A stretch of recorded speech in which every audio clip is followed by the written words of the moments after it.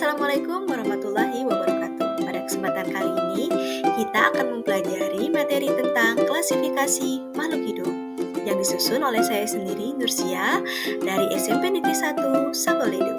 Sebelum kita mempelajari materi tentang klasifikasi makhluk hidup, coba deh kalian ingat, pada saat kalian pergi ke pasar tradisional, pasar buah, atau ke supermarket, tahukah kalian mengapa di pasar tradisional, pasar buah, dan juga di supermarket itu penataannya selalu dikelompokkan, tersusun rapi gitu.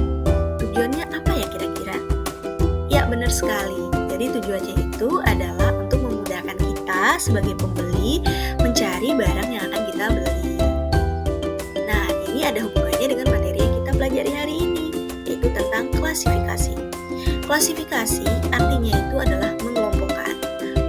Kalau klasifikasi makhluk hidup, maka itu adalah mengelompokkan makhluk hidup berdasarkan persamaan dan juga perbedaan ciri yang dimilikinya. Nah, ilmu yang mempelajari tentang klasifikasi ini disebut dengan ilmu taksonomi. Sedangkan orang yang pertama kali untuk melakukan klasifikasi ini bernama Carolus Linnaeus. Sehingga Carolus Linnaeus ini dikenal dengan dengan sebutan atau julukan Bapak Taksonomi. Ya. Apa sih yang menjadi dasar-dasar klasifikasi makhluk hidup? Jadi ada 3 nih yang menjadi dasar klasifikasi makhluk hidup. Yang pertama, tentunya klasifikasi ini di awal sudah dikatakan bahwa berdasarkan persamaan dan juga perbedaan yang dimilikinya. Sedangkan yang kedua, klasifikasi makhluk hidup ini berdasarkan ciri dari bentuk tubuh atau morfologi dan juga alat-alat dalam tubuh atau disebut dengan anatomi. Dan yang terakhir, klasifikasi makhluk hidup ini berdasarkan manfaat, ukuran, tempat hidup, dan cara hidupnya. Lalu, apa yang menjadi tujuan khusus dari klasifikasi makhluk hidup? Jadi ada 4 ya tujuan khusus dari klasifikasi makhluk hidup. Yang pertama itu adalah klasifikasi itu untuk mempermudah mengenali atau membandingkan dan juga mempelajari makhluk hidup. Yang kedua, mengetahui hubungan kekerabatan antar makhluk hidup. Yang ketiga, mengelompokkan makhluk hidup berdasarkan persamaan dan juga perbedaan ciri-ciri yang dimilikinya. Dan yang terakhir nih, memberikan nama makhluk hidup bagi makhluk hidup yang belum diketahui namanya. Lalu dalam klasifikasi makhluk hidup atau taksonomi ini ada yang disebut dengan takson. Apa sih itu takson? Takson itu adalah anggota makhluk hidup yang memiliki banyak kesamaan ciri. Nah, tahukah kamu takson ini ada tingkatannya loh. Jadi tingkatan takson ini dari yang paling tinggi itu kingdom. Kemudian yang kedua ada phylum untuk hewan, kemudian divisi untuk tumbuh-tumbuhan, yang ketiga ada kelas, yang keempat ada ordo, yang kelima ada family, yang keenam ada genus, dan yang terakhir adalah spesies. Nah, dari atas ke bawah ini menunjukkan bahwa jumlah anggotanya semakin sedikit dari kingdom ke spesies ya. Jadi semakin ke bawah, jadi spesies ini jumlah anggotanya hanya 1 atau 2 ya untuk yang memiliki ciri yang mirip. Jadi anggotanya sedikit tapi kesamaannya ini banyak ya. Jadi marga atau genus ini dia sedikit daripada jumlah kingdom. Namun kalau dari bawah ke atas itu jumlah ciri-cirinya banyak tapi jumlah persamaannya itu sedikit tapi jumlah anggotanya itu banyak. Jadi terbalik ya. Jadi diingat dari atas ke bawah jumlah anggotanya yang semakin sedikit, tapi kalau dari bawah ke atas itu persamaannya yang semakin sedikit.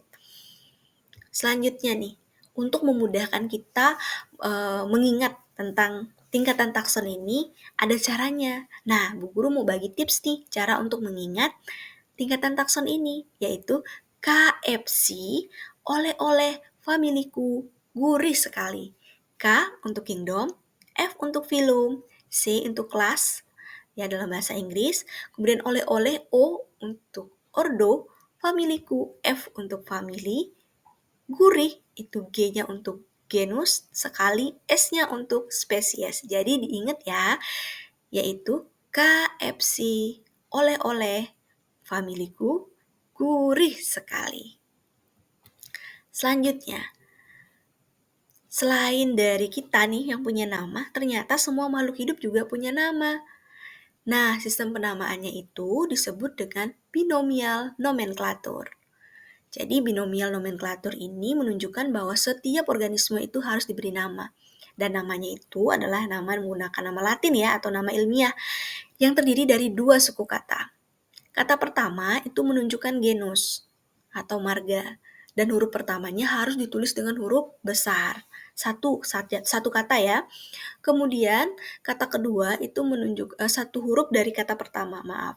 Sedangkan kata kedua tadi itu menggunakan huruf kecil semua dan menunjukkan spesies atau jenis ya.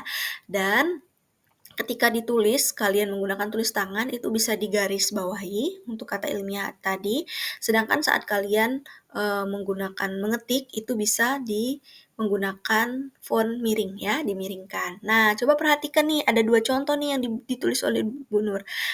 Coba dilihat mana yang salah. Iya, benar sekali. Oriza sativa itu harusnya untuk padi ini S-nya harusnya huruf kecil ya.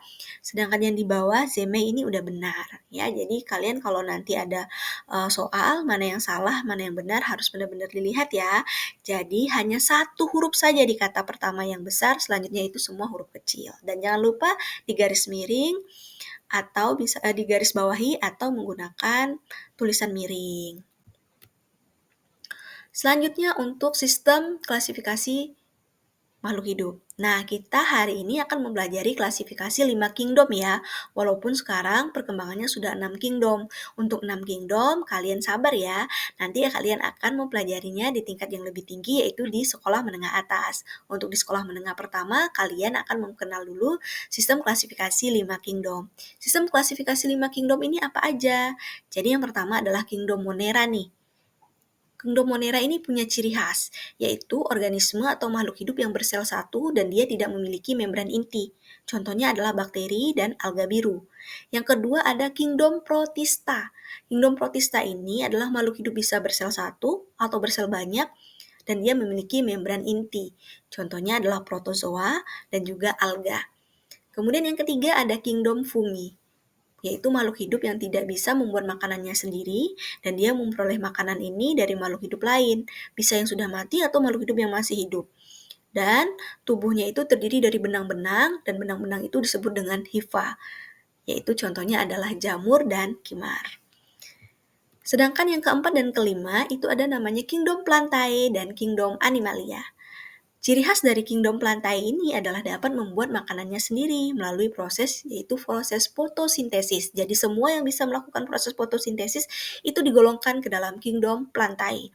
Kemudian ciri yang kedua adalah memiliki dinding sel yang terbuat dari selulosa ya sehingga cenderung kaku. Contohnya pohon, rumput, bunga, paku itu masuk ke dalam Kingdom Plantae. Sedangkan yang terakhir, Kingdom Animalia ini adalah makhluk hidup yang tidak bisa membuat makanannya sendiri. Mereka memperoleh makanan dari makhluk hidup yang lain. Nah, dan juga dia tidak memiliki dinding sel. Contohnya itu adalah kita ya, yaitu manusia, hewan, serangga, dan masih banyak lagi. Demikianlah pembelajaran kita pada kali ini. Terima kasih sudah mendengarkan penjelasan dari Bu Nur. Sampai jumpa di pertemuan yang selanjutnya.